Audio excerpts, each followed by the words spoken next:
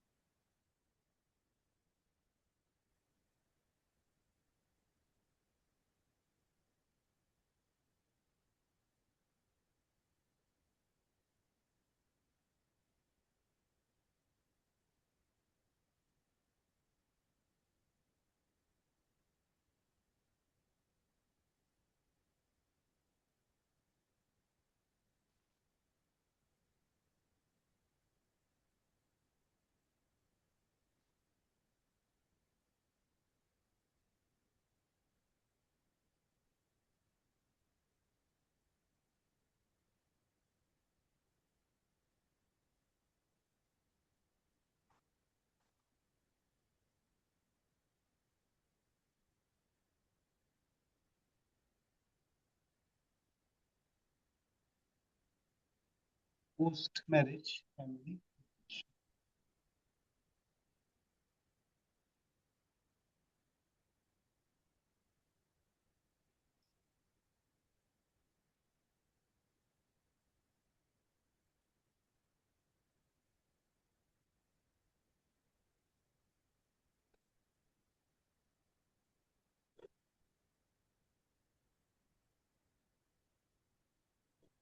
Left hand.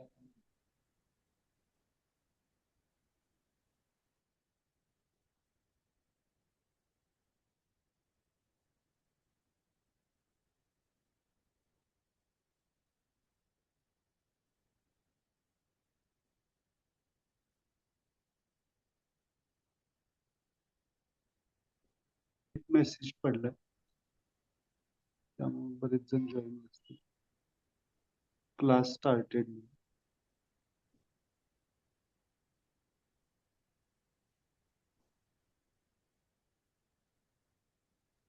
टाकायचं आहे का? हा, मेसेज एक टाक.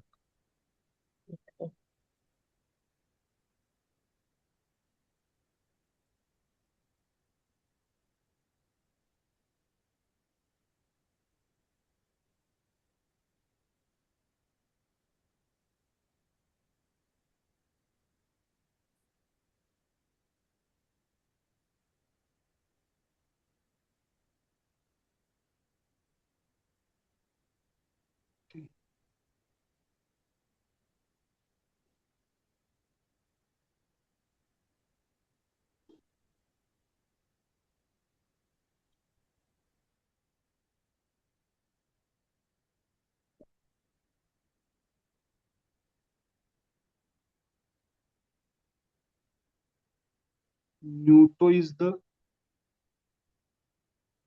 couple relationship. Okay. न्यूटो is the couple relationship.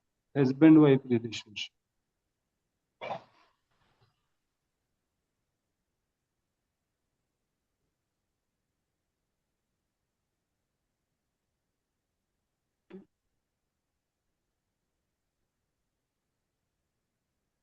Then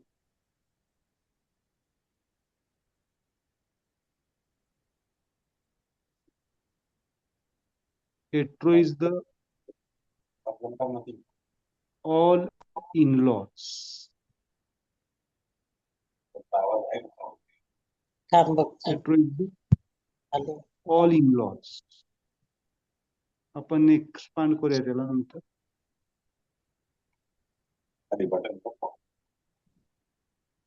All in-laws.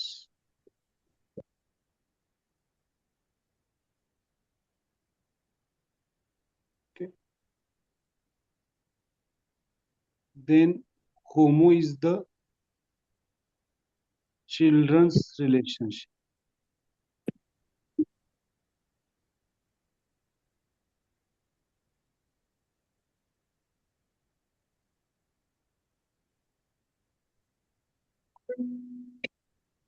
Children's relation. and neutro is the extended relations, long distance relations, मतलब extended म्हणजे दूरचे नातेवाईक.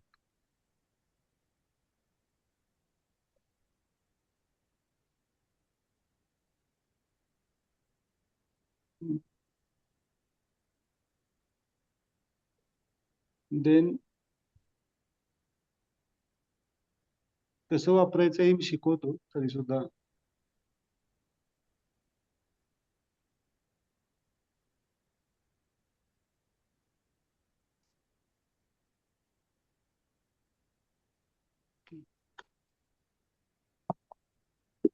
ऑल इन लॉज पहिल्यांदा घेऊया.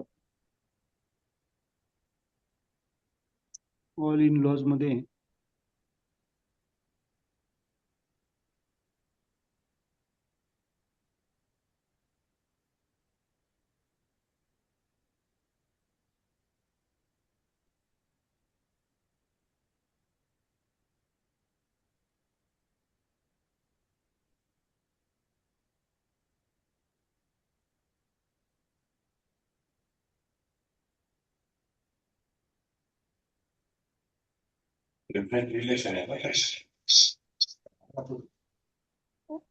In laws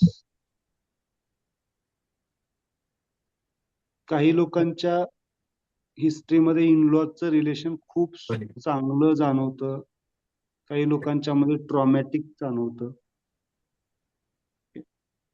so we have to take. इथल्या न्यूटो is the कुलदेवता, पूर्वज, and grand relations, grandparents relations. Okay.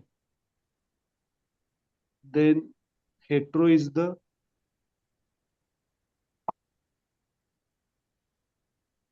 father-in-law.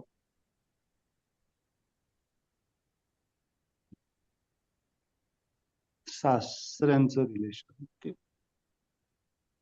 Then homo is the mother-in-law.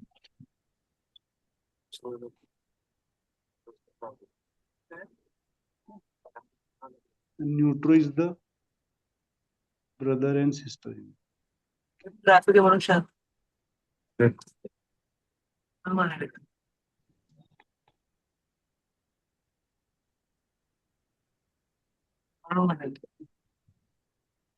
Brother-in and sister-in-law. कुलदेवता, पूर्वज, है ना. Then neutro, father-in-law, mother-in-law, brother-in-law, sister-in-law. Couple relationships, childrens मध्ये आपण थोडस नंबर वाईज आपण घेणार आहोत. पहिल्यांदा हे after marriage consciousness is changed और नॉट. समटाइम्स एक्वायर्ड कॉन्शियसनेस मतलब इनहेरिटेड नाही, एन्व्हायरमेंट इज चेंज्ड, है ना. म्हणजे एका आपण कुटुंबातून जास्त करून इनलॉजचा संबंध किंवा इनलॉजचा संबंध कुणाशी येतो जास्त करून फिमेल्सना, है ना. मॅरेज कन्सेप्शन मध्ये त्यांचं माहेर, है ना, म्हणजे सोडून शिफ्ट व्हावं लागतं जनरली. उलट पण असतं, पण शिफ्ट व्हावं लागतं. पण जास्त संबंध कुणातला येतो फिमेल्सना इनलॉजशी रिलेशन. ओके. कारण लहानपणापासून जे अपब्रिंगिंग झालेलं असतं, स्पिरिट, एक कॉन्शियसनेस डेव्हलप झालेला असतो, ॲक्वायर्ड स्पिरिट डेव्हलप झालेलं असतं. ते कधी कधी काय करावं लागतं, चेंज करावं लागतं. आणि ते चेंज करत असताना बऱ्याच गोष्टी काय होतात, स्वतःला कॉम्प्रोमाइज करावं लागतं किंवा ऍडजस्ट करावं लागतं. आणि त्या ऍडजस्टमेंट्स मध्ये काय होतं की न कळत कुठंतरी वृत्ती, अहम दुखावला जातो. आणि मग अहम दुखावलं गेल्यानंतर पुढची प्रोसेस चालू होते ना. अहम, मी मी का कॉम्प्रोमाइज करू, होतंय की नाही कधी कधी, बऱ्याच वेळेला होत. दोन्हीकडे होतं, मेल फिमेल्स, हजबंड वाईफ होतं. अगदी इनिशियली कपल रिलेशनशिप मध्ये तर खूप होत. ओके. आणि माझं जे ऑब्झर्वेशन आहे, बऱ्याच वेळेला बघा ना, तुमच्यात पण बघा तुमचं ऑब्झर्वेशन काय आहे. हजबंड वाईफ रिलेशन जर स्ट्रॉंग असेल, कपल रिलेशनशिप जर स्ट्रॉंग असेल, ओके, देन स्ट्रॉंग म्हणजे म्युच्युअल अंडरस्टँडिंग असेल चांगल्या पद्धतीनं, तर बाकीच्या रिलेशन्स कडनं थोडाफार इकडं तिकडं प्लस मायनस झालं तरी त्याचा इम्पॅक्ट जास्त होत नाही. ओके. अंडरस्टँडिंग असेल, है ना. बऱ्याच वेळेला बघा, म्हणजे माझ्याकडे ज्याला फिमेल्स येतात, है ना, मी त्यांना टिपिकल काही क्वेश्चन विचारतो. हे विचारा तुम्ही, तुम्हालाही विचारा, इतरांनाही ज्याला तुम्ही हिलिंग करणार किंवा एखाद्याला गाईड करणार, तर हे फार महत्वाचं. समजा एक एक्झाम्पल घेतो मी. एका फिमेलने समजा सांगितलं की mother in law relationship is not good. Okay. आणि सो त्याच्यामुळे मला जास्त त्रास होतो. तर मी त्यांना एक काउंटर क्वेश्चन विचारतो किंवा अपोजिट एक क्वेश्चन त्यांना एक मला चेक करायचं असतं. तर मी ज्याला विचारतो की त्यांना ज्या वेळेला तुमचे आणि मदर इन लॉचे काही कॉन्फ्लिक्ट होतात, त्यावेळेला तुमच्या हजबंडची भूमिका काय असते. ओके. हे कॉमन, आणि हा प्रश्नाचं उत्तर बऱ्याच वेळेला है ना, मग त्यांच्या लक्षात येतं की ऍक्च्युली मदर इन लॉ वर माझा जास्त राग नाहीये किंवा द्वेष नाहीये, तर हजबंड मला समजून घेत नाही आणि मला रिस्पॉन्स देत त्यावेळी. That is the cause. हे बऱ्याच ठिकाणी मला भेटतं. आता हजबंडला ही कॉन्शियसनेस नाहीये, कुणाची बाजू घेणार, आईची घेणार का बायकोची घेणार. हे कॉमन फॅक्टर आहे. म्हणून बऱ्याच वेळेला मी, आणि बऱ्याच वेळेला तेही सफर करत असतात. ओके. मी न्यूट्रल डायमेन्शननी बोलतो. ओके. तर बऱ्याच वेळेला तेही सफर करत असतात की काय नेमकं. ओके. आणि ज्या वेळेला बऱ्याच वेळेला त्यांच्याकडून कुणाला शांत बसवलं जातं, शांत बसवलं जातं वाईफला. शांत म्हणजे सप्रेस केलं जातं, न कळत, न कळत होत असतं. असं काही डायरेक्टली होत असं नाही, बट चॉईस नाही आहे का. ओके. आणि हे आत्ताच्या पिढीमध्ये कमी भेटतं. आत्ताच्या पिढीमध्ये क्लिअर अंडरस्टँडिंग आहे, कारण अगोदरच्या पिढ्यांनी ते अनुभवलेलं आहे, त्यामुळे आता क्लिअर आहे. ते म्हणतात की चला लग्न झालं की तुमचं तुम्ही सेपरेट व्हा आणि व्हा मोकळे. असं होतं बऱ्याच वेळेला. पण जी मिडल एज ह्याच्यातले आहेत, म्हणजे ह्या जनरेशनच्या अगोदरची जनरेशन, म्हणजे साधारणतः तुम्ही काही लोक त्या जनरेशन मधले आहात, तर तिथं बऱ्याच वेळेला ऍडजस्टमेंट आणि कॉम्प्रोमाइज करावं लागलेलं आहे. जॉईंट फॅमिली असते, त्या गोष्टी आहेत, आणि मग त्याचा परिणाम न कळत कुठंतरी आपल्या मनावर आणि त्या ह्याच्यावर होतो. तर तिथं हे खूप गोष्टी काम कराव्या लागतील. अजून पण त्या गोष्टी, अजून पण आपल्या सबकॉन्शियसली अनकॉन्शियसली त्या गोष्टी अवेलेबल आहेत आपल्यासाठी, आणि म्हणून अजून पण ते रिलेशन त्या डायमेन्शनला क्लीन झालेलं नाही आहे, बॅलन्स झालेलं नाही, हार्मोनीमध्ये गेलेलं नाही. and that are the causes of some suffering. Okay. So husband wife relationship should be harmonized. Okay. Harmonized याचा अर्थ काय आहे की पूर्ण दबायचं नाही आहे किंवा दाबायचं नाही आहे, तर we should understand that dimension. Okay. एक सोल डायमेन्शनला ते हळूहळू डेव्हलप व्हायला पाहिजे. काही बऱ्याच वेळेला मतभेद होतात, बिहेवियर असेल किंवा सगळ्या गोष्टींमध्ये असेल, तर एका लेवल पर्यंत आपण त्या स्पेसमध्ये एंटर करू शकतो, एका लेवल पर्यंत. त्याच्या पलीकड त्यांची डेस्टिनी आहे ठरलेली. ओके. त्याच्यामध्ये आपण फार इंटरफिअरन्स करायला गेलो तर आपल्याला त्रास होऊ शकतो. प्रत्येक एक इंडिव्हिज्युअल सेल्फ आहे ना, प्रत्येक इंडिव्हिज्युअल सेल्फ. त्या इंडिव्हिज्युअल सेल्फची एक डेस्टिनी ठरलेली आहे. ओके. तर हजबंड वाईफ रिलेशनला मी सोल डायमेन्शन रिलेशनशिप म्हणतो आणि अनायसे तिथं न्यूटो फिंगरच येते. न्यूटो is the soul dimension. Then तर इनलॉज मध्ये काय वाटतं की इनलॉज मध्ये आई वडील जर खरंच प्रॅक्टिकली चुकत असतील तर त्यांची, आम्ही जनरल प्रश्न विचारते, बाजू घेतली पाहिजे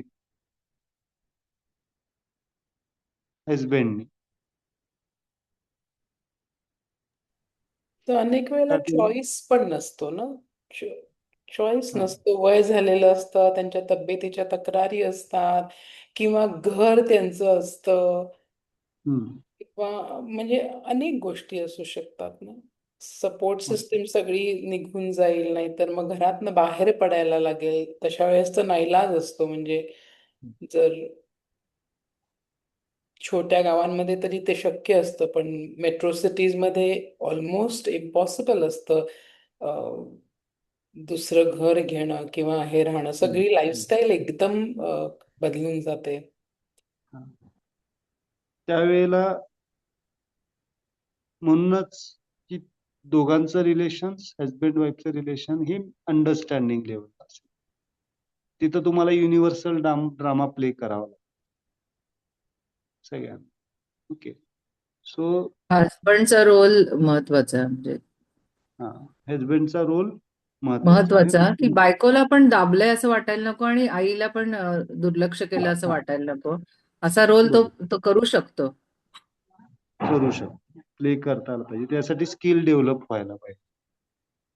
पण प्रश्न बऱ्याच वेळेला मी बघितल्यात केसेस अगदी ऍडिक्शन्स पर्यंत गेलेले आहेत लोक.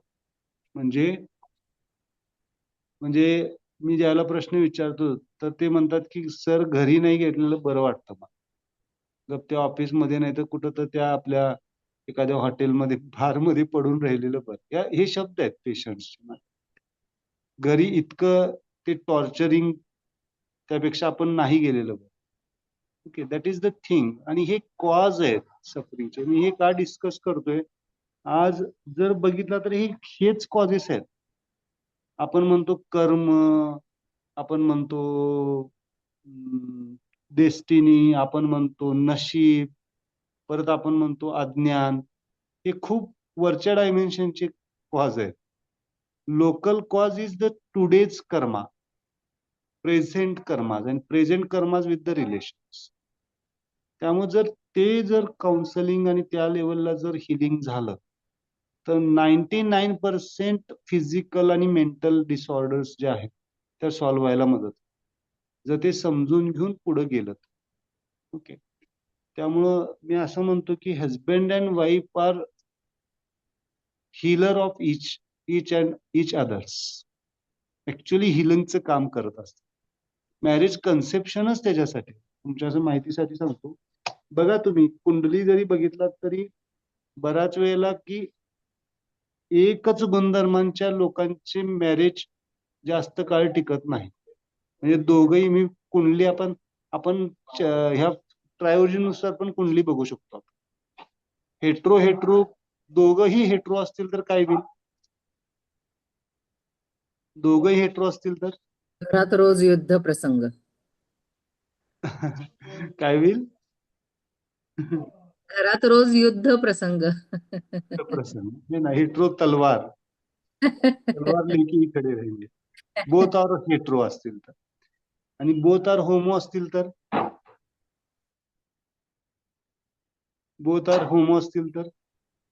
एक उदाहरण सांगतो म्हणजे तुमच्या लक्षात. हेट्रो असेल तर रोज वाद होते आणि होमो असतील तर 6 महिने बोलणारच नाहीत एकमेकाशी, राहणार एका घर. हे होमोचं कॅरेक्टर्स आहे. रुसून बसणं प्रकार असतो बघा. ओके. दोघेही काय करणार? सगळं करणार, सगळे एकत्र करणार, पण डायरेक्शन आहे ना, हिडन अँगर म्हणतो त्याला. हिडन अँगर. असं कोण कोण आहेत बघा बरं घरात? आहे का तुमचं काय? कोण कोण 6-6 महिने, 1-1 वर्ष. हा, मी बघितलेले आहेत. 6-6 महिने टॉक नाहीये. अगदी बोलायचं असेल तरी मेसेज म्हणजे असं लिहून पाठवतात किंवा आता तर मोबाईल आलेला आहे, मोबाईलवरच मेसेज. ही फॅक्ट आहे बऱ्याच जणांची. इट इज हार्मोनी और डिसहार्मोनी? It is डिसहार्मोनी. कारण किती सप्रेशन मध्ये जाणार. एक वेळ हेट्रो परवडले, समजा वादविवाद करून काही काळानंतर शांत बसते. ओके, पण हेट्रो पण पीक हेट्रो नकोय, नाहीतर रोज काय होतील, म्हणजे अगदी फिजिकल ट्रॉमाज पण होतात हेट्रो दोघं असतील. म्हणून तर ते काय काय आहे ना, तुमचं एक नाडी किंवा एक नाडी असेल तर हे होऊ नये, बरेच काही काही प्रकार आहेत. पण मी तर म्हणतोय की फोर्सेस डायग्नोज करा पहिल्यांदा, आणि सोपं आहे. फोर्सेस डायग्नोज केल्यानंतर त्या हेट्रोला न्यूट्रोकडे आणलं तर, आणि होमोला न्यूट्रोकडे आणलं तर, न्यूट्रो शुड बी द कॉन्शियस. न्यूट्रो कॅरेक्टरिस्टिक सगळ्यांच्यात आहे, लक्षात घ्या. हेट्रो मध्ये पण आहे, होमो मध्ये पण आहे, आणि कनेक्टिंग न्यूट्रो मध्ये. त्यामुळं तिथं लिहून ठेवा, marriage is nothing but the neutralisation process. मॅरेजला प्रोफेसर न्यूट्रलायझेशन प्रोसेस म्हणतात. मॅरेज तर कन्सेप्शन खूप पण सुंदर या एक रिलेशन मध्ये ना पहिल्यांदा कोणीतरी तर माघार थोडी घ्यावी लागते, किंवा म्हणजे प्रत्येक वेळेला एकानं घेतली तर ते योग्य होणार नाही. पण आता दोन अपोजिटच बॅकग्राऊंड मधनं आलेल्या व्यक्ती आहेत, दोन अपोजिट स्वभावाच्या असणारच. तर म्हणजे हार्मोनी होताना पहिल्यांदा कोणीतरी थोडं ऍडजस्टमेंट करावी लागते, असं माझं म्हणणं आहे. त्याच्यावर तुमचं मला बरोबर जरा आहे. मत हवंय. हो हो, ऍडजस्टमेंट ही करावीच लागेल, पण ती ऍडजस्टमेंट करणारा हा समजूतदार आणि स्माइलिंग आहे माझ्या दृष्टीने, बरोबर. है ना. तर तो भलेही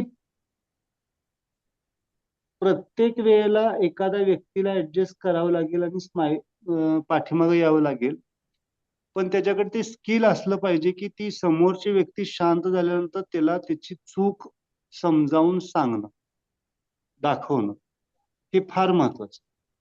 नाहीतर नाहीतर मग ते तो सफर सप्रेस करेल, होईल. तो नाहीतर सफर करेल, हा सफर करेल, तो सप्रेस होईल. तर ते स्किल डेव्हलप आलं पाहिजे. दॅट इज द न्यूट्रो क्वालिटी.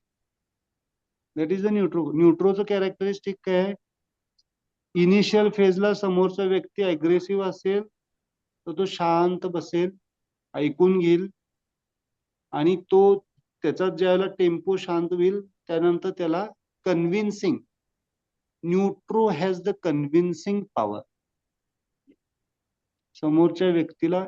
आणि न्यूट्रो कन्व्हिन्स दुसऱ्यांना कधी करू शकतो? ज्याला तो स्वतः कन्व्हिन्स्ड असेल, त्याला रिअलायझेशन असेल this is the temporary phenomenon, that is the universal.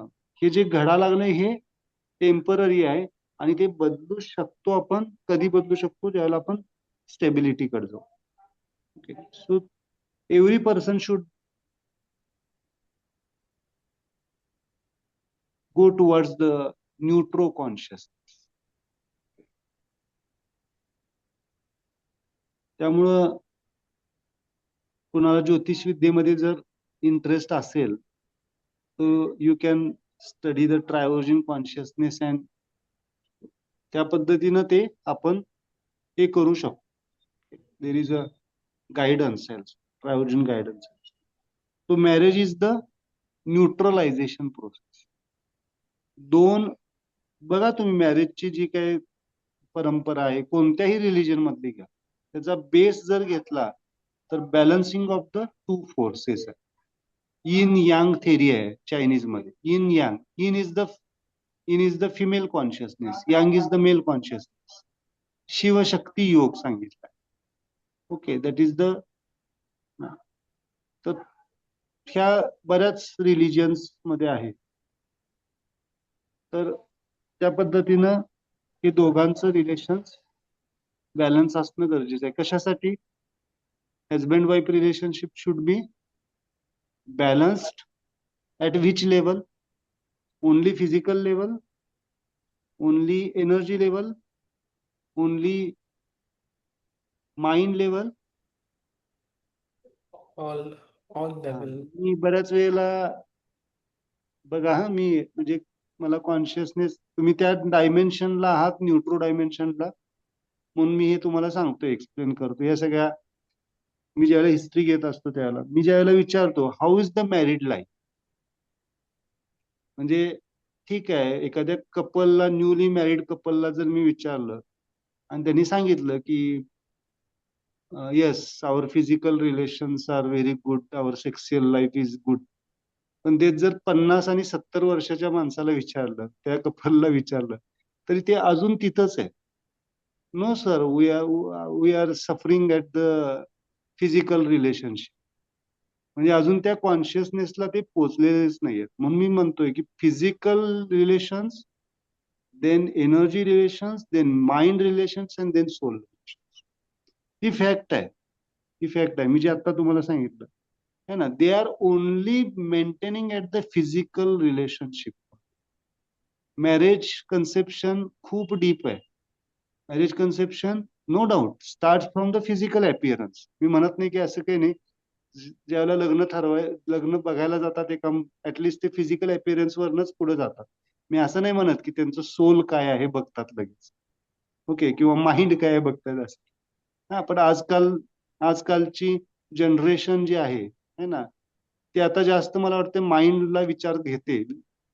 बोलायचं आहे आम्हाला, ठरवायचं आहे, वेळ घ्यायचा आहे ना. आणि त्यांच्या अगोदरच्या आई बापांना अरे आता काय बोलायचंय, झालं की ठरलं. नाही ना, आमच्या वेळेला तर आम्ही बघत पण नव्हतो, आमचे आई वडील ठरवायचे, आम्ही. सो जो नेक्स्ट जनरेशन आहे, जी नेक्स्ट जनरेशन आहे ती पूर्ण ऍडव्हान्स आहे, ती कॉन्शियस डेव्हलप होणार. Excuse me, mobile.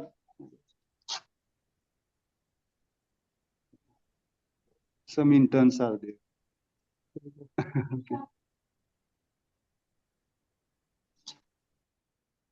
Your patients, na? Your patients, male patients are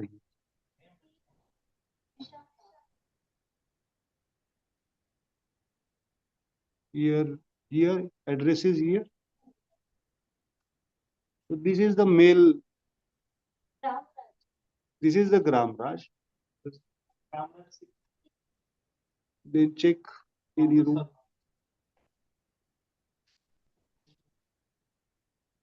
Okay, sorry. So, है ना, तर जी जनरेशन यायला लागली ती कोणती आहे, ऍडव्हान्स आहे. So give them space. Okay, but असं पण नाही आहे की फक्त त्या पद्धतीने. So marriage conception is deep conception. Okay, तर त्याच्यासाठी तुम्हाला जर खरंच अभ्यास करायचा असेल तर अमृतानुभव मधला first chapter should be read. अभ्यास करा. शिवशक्ती समावेशक योग. ओके, दॅट इज द प्रकृती पुरुष सिद्धांत सांगितलाय त्याच्यात.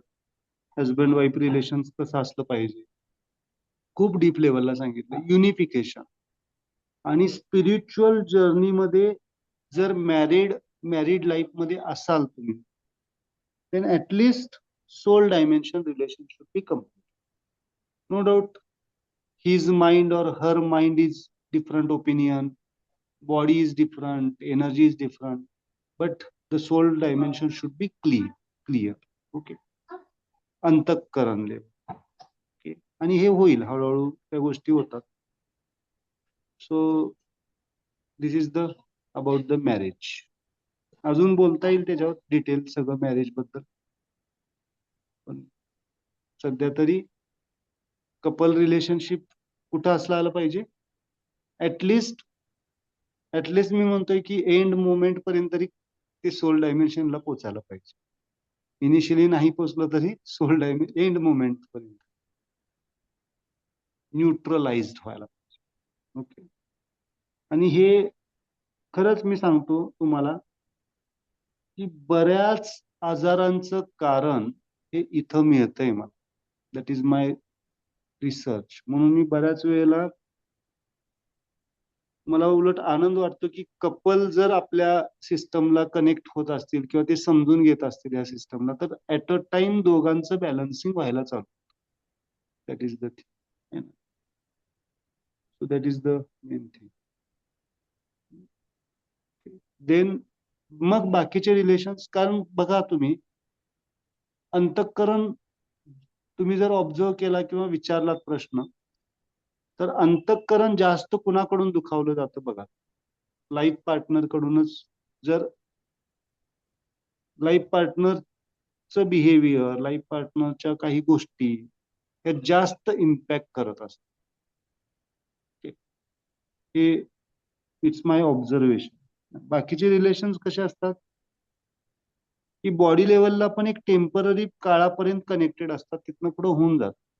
बघा तुम्ही वडिलांचं रिलेशन कधीपर्यंत असतं, कधीपर्यंत म्हणजे शेवटपर्यंत असतं, पण कनेक्टेड आपण कधीपर्यंत असतो, कधीपर्यंत असतो.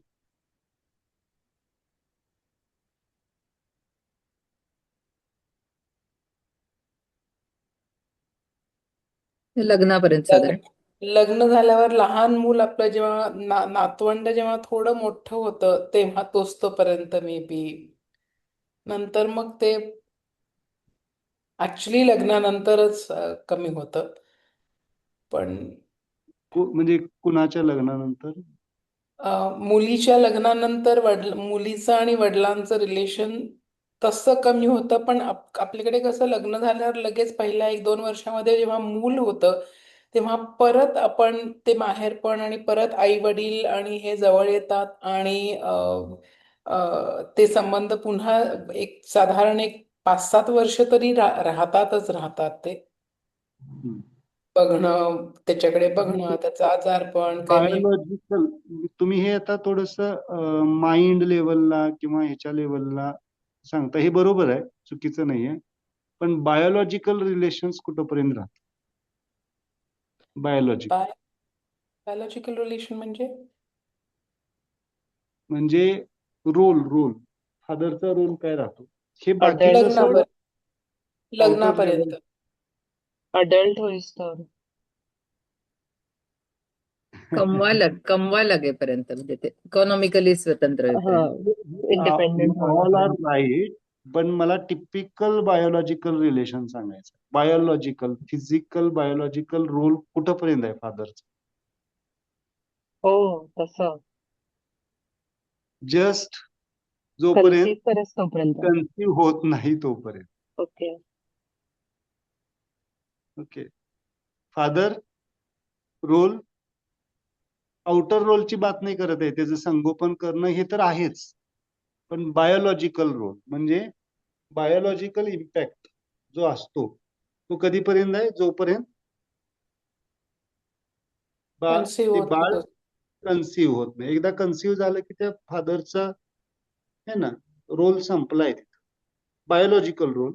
नाहीतर तुम्ही ह्याला बरेच नाहीतर मिसअंडरस्टूड कराल. ते नंतरचा रोल प्ले करायचा आहे, मी सांगेन त्याच्यात. त्यानंतर मदरचा रोल कधीपर्यंत असतो? Biological, not emotional.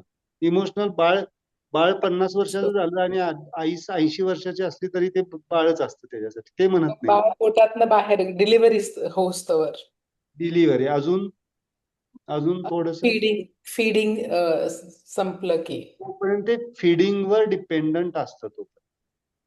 ओके. म्हणजे साधारणतः 6 महिन्यापर्यंत किंवा 1 वर्षापर्यंत किंवा 1.5 वर्षापर्यंत. ओके. बायोलॉजिकल. आणि त्याच्यानंतर मग नसतं. ओके.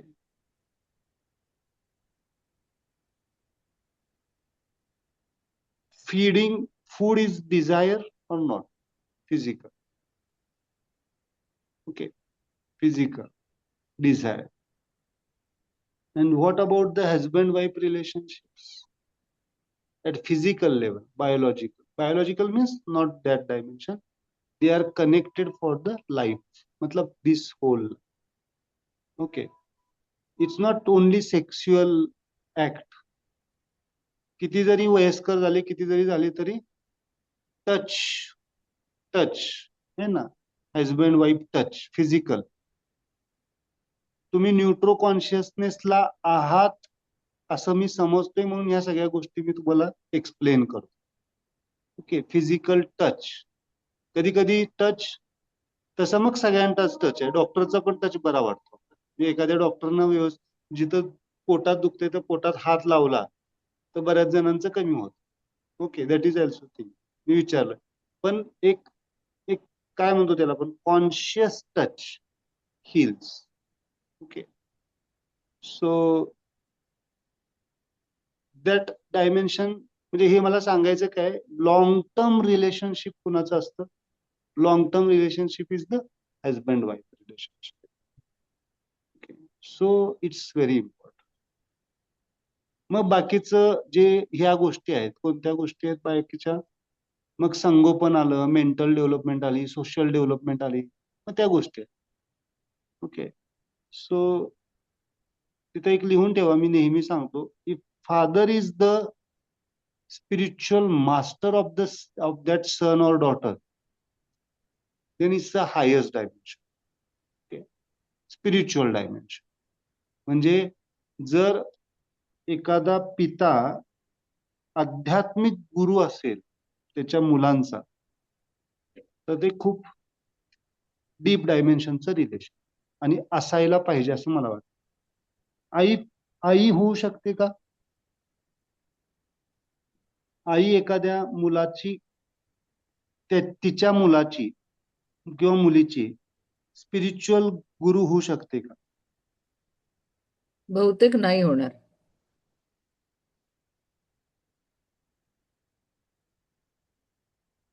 येस ते प्लीज.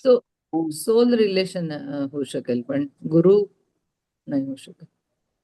गुरु नाही होऊ शकणार, कारण इमोशनल बॉन्डिंग जास्त असतं. ओके, इमोशनल बॉन्डिंग जास्त असतं. Okay, mother and father, father is practical, more practical, त्यामुळे तो स्पिरिच्युअल मास्टर होऊ शकतो त्याचा. आई चांगली भौतिक प्रकृतीमध्ये काय कसं वागायचं, व्यवहारामध्ये काय वागायचं हे चांगलं शिकवू शकते. ओके, कारण पण एखादी फिमेल दुसऱ्यांची गुरु होऊ शकते का नाही होऊ शकत? हो, होऊ होऊ शकेल. शकते. होऊ हो, शकेल. 100% होऊ शकते, है ना. That is the thing. हे समजून घेण्याच्या गोष्टी आहेत, थोड्याशा स्पिरिच्युअल डायमेन्शनला समजून घेणं गरजेचं. त्यामुळं हम्म. हजबंड वाईफ एकमेकाचे गुरु होऊ शकतात का नाही होऊ शकत?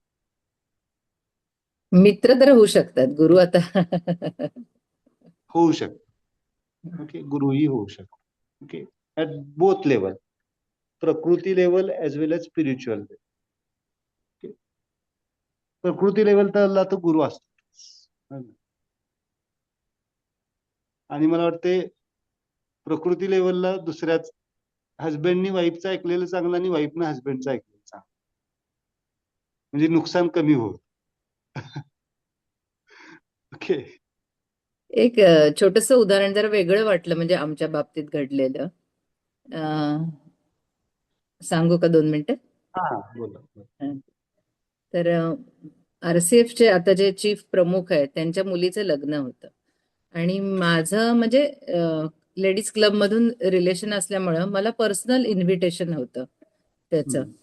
आता बऱ्याच ठिकाणी जेव्हा बायकोला पर्सनल इन्व्हिटेशन असतं तेव्हा नवरा जातो की नाही मला सगळ्यांच्याकडे माहित नाही, पण बहुतेक नाही जात, कारण ते बायकोला इन्व्हिटेशन आहे. पण माझा नवरा माझ्याबरोबर आला त्या प्रोग्रामला, आणि घरी येऊन त्यानं माझे आभार मानले की तुझ्यामुळं आज मला तिथं जाता आलं आणि मला म्हणजे खूप ओळखीचे लोक भेटले म्हणून. तर म्हणजे असं पुरुषांचं डायमेन्शन असणं हे वेगळं वाटलं मला ते त्याचं. तुम्ही लकी आहात. हो, आणि ते पण लकी आहेत बऱ्याच बाबतीत, माझ्यासारखी चांगली बायको मिळाली म्हणून. पण हे असं होत नाही, मेल इगो हा ना, म्हणजे हा माझ्या मैत्रिणींच्या बाबतीत बऱ्याच बाबतीत झालं की ते तुला आमंत्रण आले तर तू जा. पुरुषाला आमंत्रण आलं तर बायको जाते, त्याच्या कलिगचं आमंत्रण आलं तर. हम्म. नाही तसा तुम्ही तो पण असू शकतो, मी म्हणत नाही मेल इगो, पण बऱ्याच वेळेला जर फिमेल फिमेल कार्यक्रम असेल तर मेल्स टाळतात. नाही नाही, आता हे असं होतं. लग्नाचं इन्व्हिटेशन होतं. तुमचं लग्नाचं invitation, okay. Generally female consciousness आणि मेल कॉन्शियसनेस असतो, पण ठीक आहे. म्हणजे तो एक व्यावहारिक, पण आपण ज्या डायमेन्शनला विचार करतोय तो कोणता डायमेन्शन आहे? That should be that friendship, okay. Husband wife should be at unconditional friendship level, okay. गुरु शिष्य नंतरची गोष्ट आहे, पण अनकंडिशनल लव्ह दोघांचं असणं गरजेचं आहे. हे मी का एवढं फोकस करतोय? If you are in the couple relationship, then try to harmonize at soul dimension, okay. बऱ्याच बऱ्याच सफरिंगचं, बऱ्याच मेंटल लेवलचं, माइंड लेवलचं, एनर्जी लेवलची सफरिंग तुमची तिथून बॅलन्स व्हायला मदत होते, खूप डीप लेवलला, ओके. तर हा अजून मला काय सांगायचं होतं, ओके. आणि those who are not in marriage life, even in not relationship, है ना. आजकाल मॅरेज हा एक फॅक्टर आहे, दुसरा एक फॅक्टर काय आहे? Relationship, live in. Living relationship, okay. मी त्याच्यात नाही जात, ते चांगलं वाईट असा काही प्रकार नसतो. मी असं म्हणेन की लिव्हिंग रिलेशनशिप जर हार्मोनियस असेल, बॅलन्स्ड असेल, मिसअंडरस्टूड करू नका बरं का, नाहीतर हे होईल. Then it's a good, it's a smile. असं काही नाही की ते, that is also marriage conception. आणि मॅरेज अगदी सगळं, सगळ्या सगळ्या देवी देवतांच्या पुढं, सगळ्यांच्या पुढं, सगळ्या विधीनुसार, सगळ्या प्रोटोकॉल्स फॉलो करून जर केलंय, and that is not in harmony, then that is no point ना, काहीच नाही. सो रिलेशन्स म्हणून आपण एक स्माईल हाऊस कन्सेप्ट घेतोय आपण, smile house, okay. Smile house मध्ये सगळ्यात पहिल्यांदा काय बॅलन्स असलं पाहिजे? तिथले रिलेशन्स बॅलन्स. घर किती मोठं आहे, कसं आहे, आणि तिथं काय काय सुविधा आहेत, that is the secondary part, but their relation should be harmonious, balance. The first criteria of the smile house, okay. मला वाटतं घरातली गृहिणी मेन आनंदी, ती ती म्हणजे समाधानी सगळ्यात असेल ना, तर ते घर तसं राहतं. सगळेच पाहिजेत तसं, गृहिणी पाहिजेत मग सगळे, पण मेन जास्त गृहिणीवर अवलंबून अवलंबून आहे. आहे की, that is the homo force ना. फिमेल, दॅट गृहिणी हॅज द होमो, होल्ड करून ठेवणं, धारण करून ठेवणं, त्या त्या unity, that's why that is important. आणि जे नाही आहेत त्यांच्यासाठी मग मॅरेज कन्सेप्शन मध्ये नाही आहे, तर लिव्हिंग रिलेशनशिप नाही आहे, त्यांना काय मग करायचं? त्यांची सोल जर्नी कम्प्लीट होणार की नाही होणार? असं काय आहे? लग्नच केलं पाहिजे असं काय आहे? होणार की आता कितीतरी ब्रह्मचारी असतात, स्पिरिच्युअली म्हणजे गुरुला वाहून घेतलेले असतात, आणि येस, गुड. इस्कॉन मध्ये आजकाल फार तरुण मुलं जात आहेत सर, मला वाईट वाटतं त्याचं. इस्कॉन हरे कृष्णामध्ये का वाईट वाटतं? खूप वाईट वाटतं. म्हणजे त्यांनी आयुष्य व्यवस्थित जगून मग ते तिकडे जावं असं वाटतं. नाही, पण त्यांच्या दृष्टीनं तेच आयुष्य आहे ना. नाही म्हणजे ते फ्रस्ट्रेट होतील थोडं पुढे पाठी असं मला वाटतंय. म्हणजे ते तरुणपणी त्यांना ते योग्य वाटत असेल. इट्स ऑब्झर्वेशन इज गुड, असं काही नाही आहे, चांगलं आहे तुमचं ऑब्झर्वेशन, पण सगळेच तसे नाही आहेत, काही लोक आहेत. मी त्याच्या बाबतीत सांगू? ह्या सांगा ना. आपल्याला बरेच बरेच बरेच candidates they are they approaches to me for the smile sannyas dharma. Okay, हो ना, म्हणजे smile ती एक टेंडन्सी व्हायला लागली आहे. स्माईल संन्यास धर्म पण आहे, आपल्या दृष्टीने पण आहे संन्यास धर्म, नाही असं नाहीये, but that should be the clear, है ना. मॅरेज का करायचं नाही ह्याचं क्लिअर अंडरस्टँडिंग असलं पाहिजे, then go towards the smile liberation. दोन गोष्टीसाठी लोक संन्यास धर्माकडे वळत आहेत जास्त करून. सगळे नाही म्हणत, सगळ्यांना मी दोष नाही देणार. जेन्युन पण लोक आहेत जे कॉन्शियस आहेत, त्यांनी ठरवलेलं आहे की जीवनाचा परम उद्देश आपल्याला काय करायचा आहे. ओके, दोन्ही मार्ग आहेत, कर्म मार्ग आणि संन्यास मार्ग. कर्म संन्यास योग 18वा अध्याय व्यवस्थित वाचा. आता संन्यासचा अर्थ काय? संन्यासचा अर्थ काय? आसक्ती सोडायची. इनवर्ड जर्नी किंवा म्हणजे सतन्यास तिथं लिहून ठेवा. सतन्यास म्हणजे संन्यास. सत म्हणजे काय? जे शाश्वत परम सत्य आहे त्याच्या सोबत राहणं म्हणजे संन्यास. मग तुम्ही मॅरेज करा अगर न करा. ओके, जर तुम्हाला सेल्फचं रिअलायझेशन आहे, सतन्यास आहे, कनेक्टेड आहात, then there is sometimes no requirement of companionship. जर वाटत असेल आपल्याला कंपॅनियनशिपची आवश्यकता नाहीये, क्लिअर असेल आपण, तर आवश्यकता नाही. ओके. सर पण असं नाही का होत की एकदा संसारामध्ये आलं की खूप अवघड होतं ते सतन्यास किंवा त्याची हे इतके रिलेशन्स, इतक्या जबाबदाऱ्या, इतके वेगळे वेगळे स्वभाव किंवा स्वतःचे एक्सपिरियन्स, आणि मग त्यातनं वेळच मिळत नाही त्या साधनेला ना.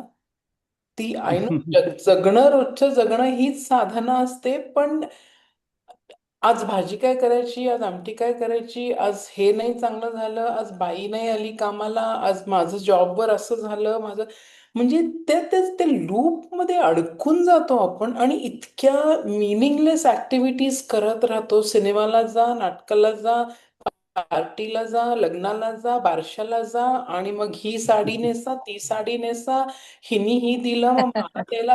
ह्याला किती किती मिनिंगलेस गोष्टींमध्ये आणि त्याला उपाय नसतो, आणि ते नाही केलं तर माणूस घाणं असं समजलं जातं. इथं तेच आहे ना, परत तिथंच आपण येतो की आपले क्लिअर अंडरस्टँडिंग नाही आहे बऱ्याच वेळेला, म्हणून ह्या गोष्टीचा आपल्याला त्रास होतो. ओके, जर याच्यावर तुम्हाला खरंच व्यवस्थित काही वाचन करायचं असेल तर खूप सुंदर पुस्तक आहे गोंदवलेकर महाराजांचं. ओके, जस्ट रीड अभ्यासासाठी. त्यांनी सांगितलंय की संसारी माणसानं कसं संन्याशी राहावं, है ना. कारण संन्यासाची कन्सेप्टच आपल्याला माहित नाही आहे. कर्म सर काहीतरी व्हिडिओ गडबड व्हायला लागले. काय व्हायला लागले? हॅलो, नाही येतोय ऐकू. नाही, आवाज येतोय. नॉर्मल आहे हा. सगळं. कर्म संन्यास योग म्हणून एकदा वाचा आणि गोंदवलेकर महाराजांचं पुस्तक व्यवस्थित शांतपणे एकदा वाचून काढा. तुम्हाला बऱ्याच गोष्टींची सगळ्यांनाच, कारण हा प्रश्न सगळ्यांचाच आहे, फक्त राजश्रीजींनी तो एक्सप्लेन केलाय कसं राहून कसं करायचं. पण माझे एक गुरु बंधू जे आता नाही आहेत, त्यांचं मी नेहमी अमृतानंद महाराज, त्यांना जिथं आपलं पहिलं शिबिर व्हायचे, तर त्यांचं वाक्य मला अजून आठवते. अशी कोणी प्रश्न विचारले तर ते म्हणायचे, सर, मला सर म्हणायचे, ते आता नाही आहेत, ते माझ्याच वयाचे होते, त्यांनी देह सुटला त्यांचा देह. ओके, ही इज अ संन्यासी, एरोनॉटिकल इंजिनियर, पण शेवटच्या त्यांनी वयाच्या 16व्या वर्षी डिसाईड केलं होतं की संन्यास धर्मामध्ये जायचं. त्यांनी इंजिनिअरिंग मला वाटतं लास्ट इयर कम्प्लीट नाही केलं, पण घरचे पाठ लागणार की आता मॅरेज कर, लग्न कर, पण क्लिअर होतं त्यांचं 16व्या वर्षी.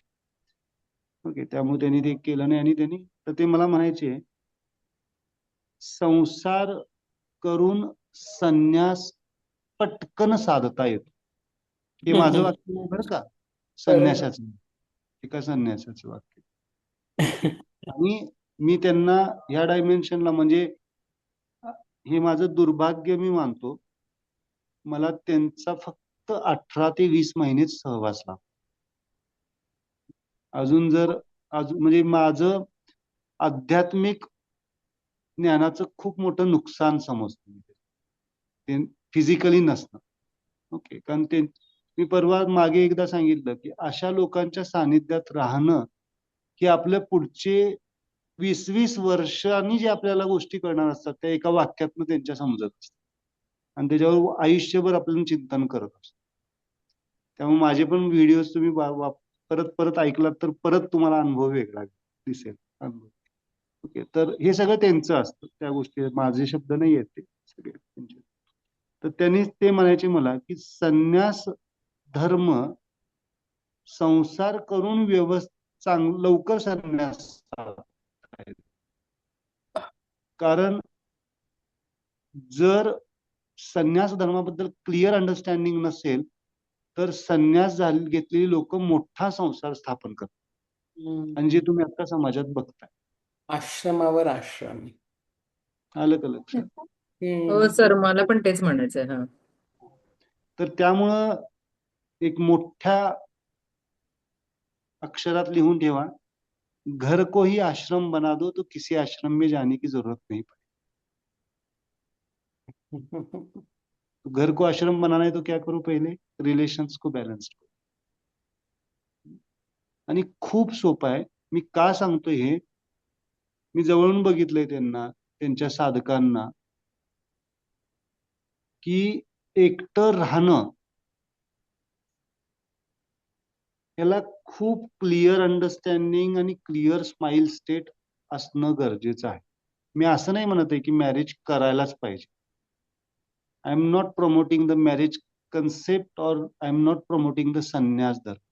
तुमचा विवेक असला पाहिजे आणि क्लिअर अंडरस्टँडिंग असलं पाहिजे, मग तुम्ही त्या संन्यास धर्मामध्ये जाऊ शकता. संन्यासचा व्याख्या काय आहे? मी काय सांगितलं? सतन्यास. तुम्ही संसारिक असा, पिक्चर बघताना पण तुम्ही सतन्यास करू शकता, असं थोडंच आहे. साक्षी भावानं राहू शकता. नाही एखाद्या होत. फंक्शन मध्ये गेलात आणि ते सगळ्यात मोठं स्किल आहे लक्षात. म्हणजे फक्त भगवी कपडे घातली आणि पांढरी वस्त्र घातले आणि आपण एका ठिकाणी बसलोय, त्याला काही संन्यास धर्म नाही म्हणायचं. उलट 99% जेवढं डिझायर्स आपण सप्रेस करू तेवढ्या त्या भावना, त्या गोष्टी, वृत्ती व्यक्त व्हायला चालू होतात आणि मास लेवलला व्यक्त होत. शमन आत्ताच्या काळात शमन आणि दमन काम करत नाही. It should be balanced.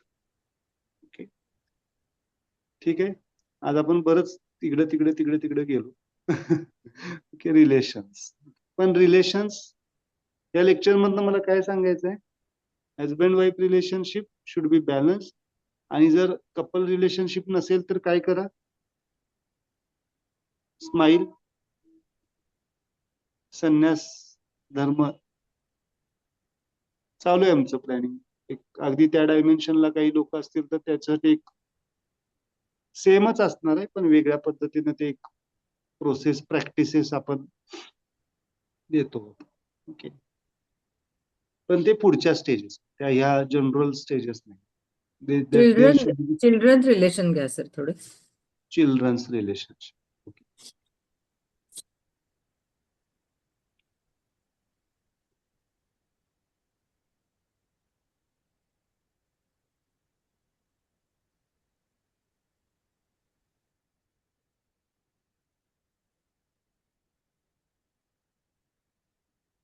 मी कुठल्या संस्थांचं नाव घेत नाही कारण ते आपल्या स्माइल स्पिरिट मध्ये येत नाही, पण बऱ्याच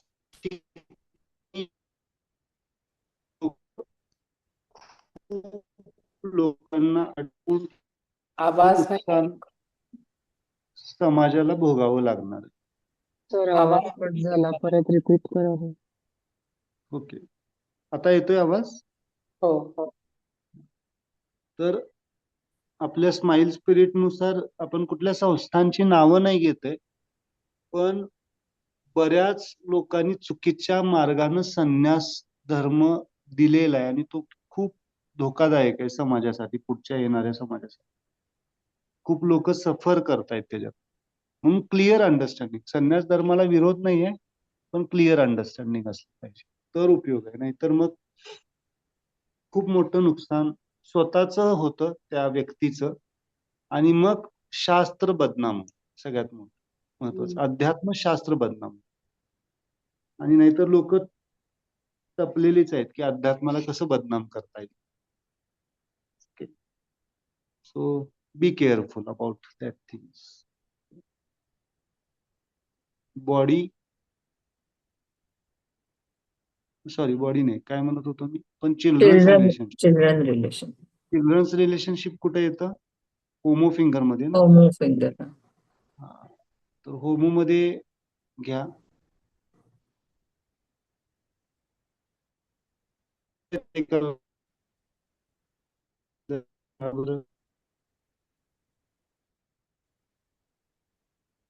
किती मुलं आहेत? कुणाला आहेत का मुलं? ब्रेक झाला आवाज, ऐकू Anyone? नाही आलं सर काय म्हटलं तुम्ही. आवाज ब्रेक हो, होतोय, सारखं ब्रेक होतोय का? आत्ता झाला परत तो. ओके. मुलं किती आहेत प्रत्येकाला? 2 आहेत. 2 आहेत. एक आहे. अजून? ओके. चल, इथं थोडस सांगतो तुम्हाला. Hetero is the first child. Hetero homo आणि न्यूट्रो मध्ये घ्यायचं आहे.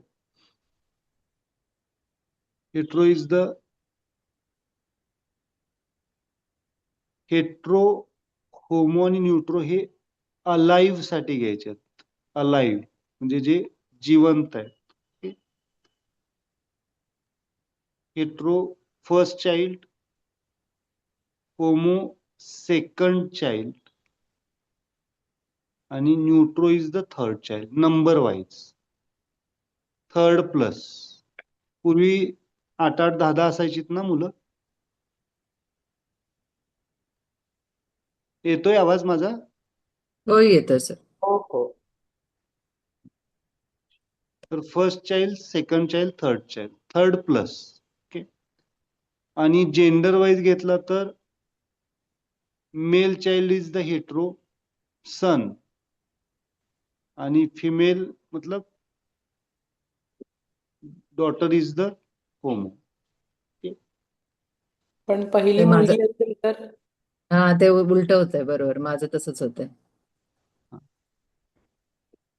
पहिली मुलगी आहे, दुसरा मुलगा हा, आहे. मग हे ऑप्शन हे असं आहे.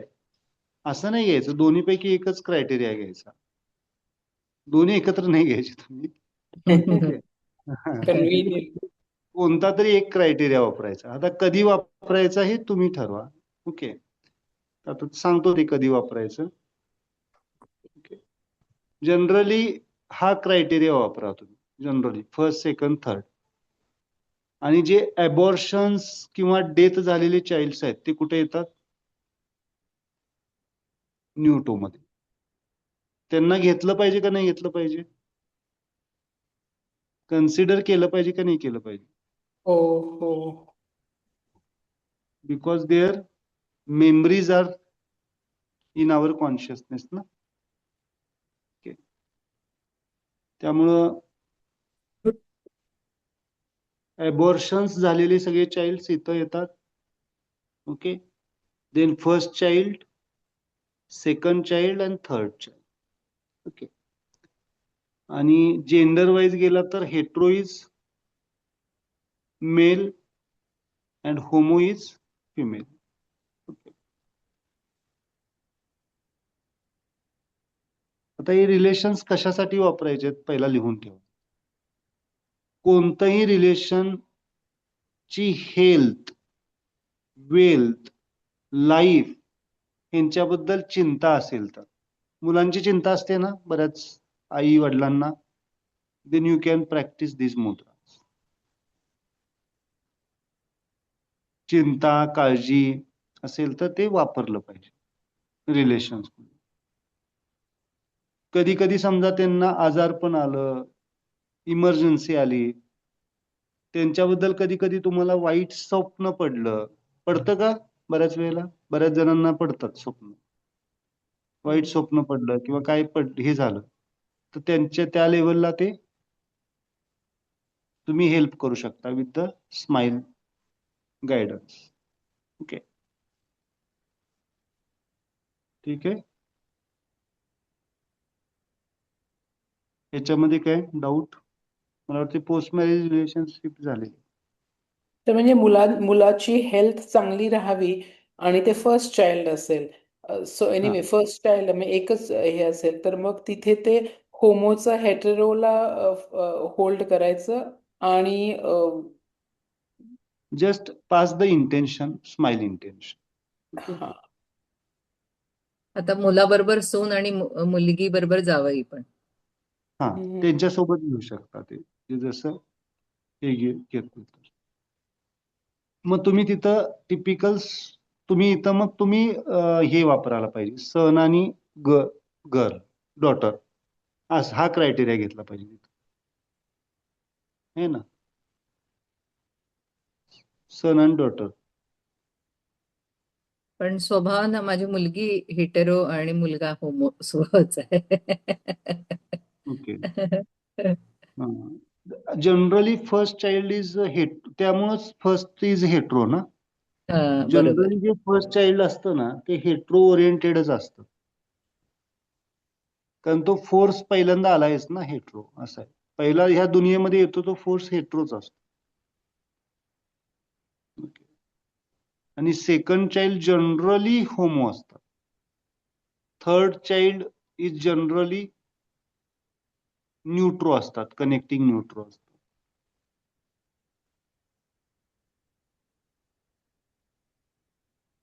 कारण तोपर्यंत त्या पॅरेंट्सची कॉन्शियसनेस पण अपग्रेड होत असते ना. फर्स्ट चाइल्डच्या वेळेला पॅरेंट्सचा कॉन्शियसनेस पण हेट्रोच असतो ना बऱ्यापैकी जनरली.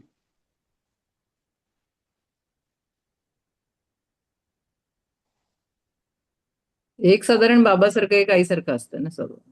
होमो कॉन्शियसनेस म्हणजे काय आणि म्हणजे कपलचा होमो कॉन्शियसनेस म्हणजे काय आणि कपलचा म्हणजे न्यूट्रो कॉन्शियसनेस आपण साधारण समजू शकतो, पण कपलचा हेटेरो कॉन्शियसनेस म्हणून पहिलं चाइल्ड हेटेरो म्हणजे it's only towards physical happiness आणि म्हणून तो हेटेरो आहे.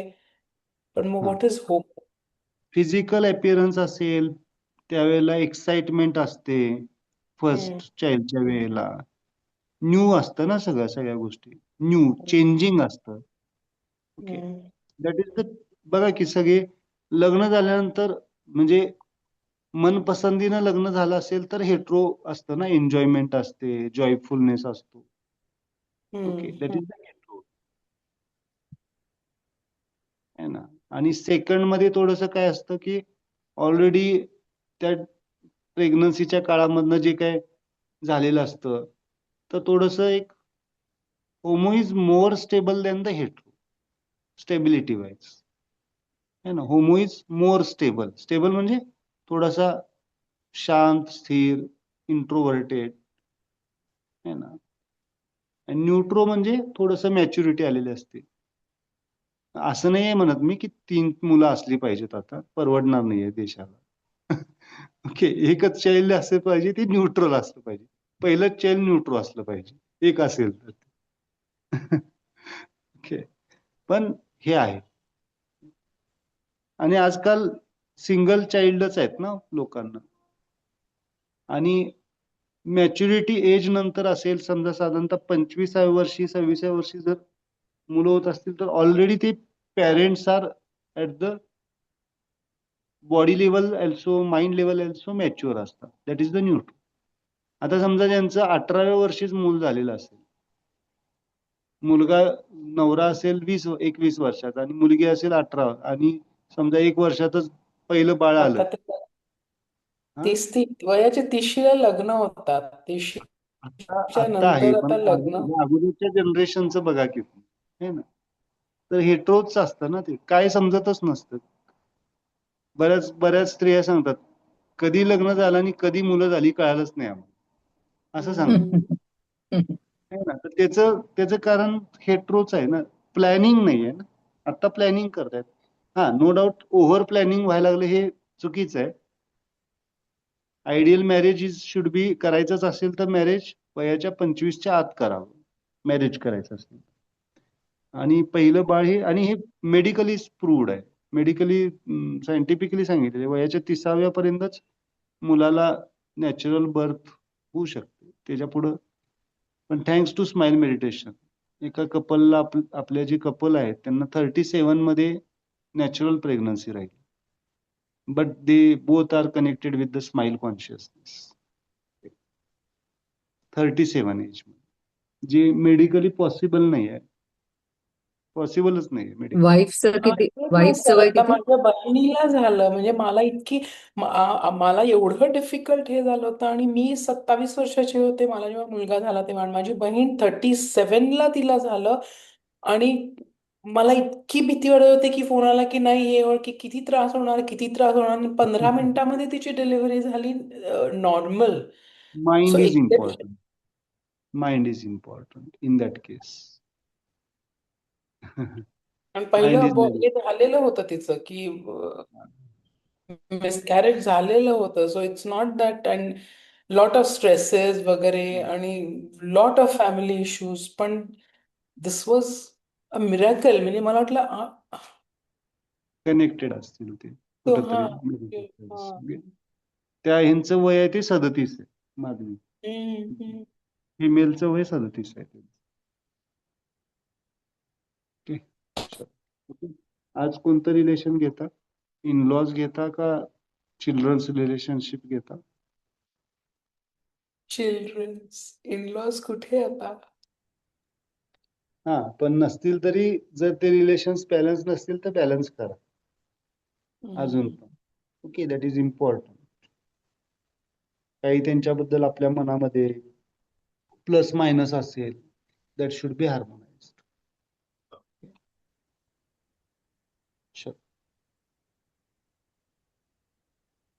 आज रिलेशन्स, आता आपण उद्या कदाचित क्लास नसेल माझा, पण सोमवार मंगळवार 2 दिवस बऱ्यापैकी कंप्लीट होईल हे सिलेबस.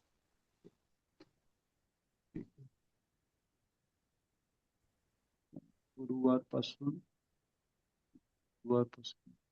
ओके, ठीक, मी सांगेन.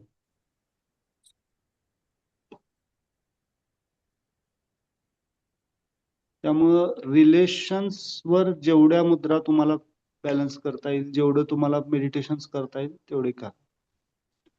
Okay, good. पण हजबंडचं कुठे दिलं? दिलं का? न्यूटो, हो. हा, न्यूटो. हो हो, कपल रिलेशन.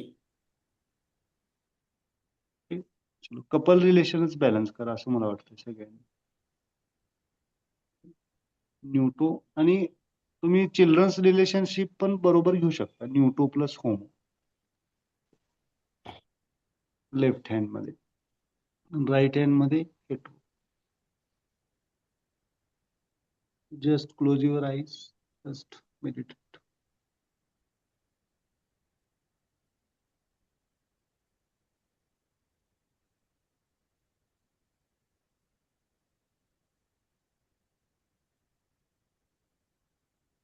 Just smile.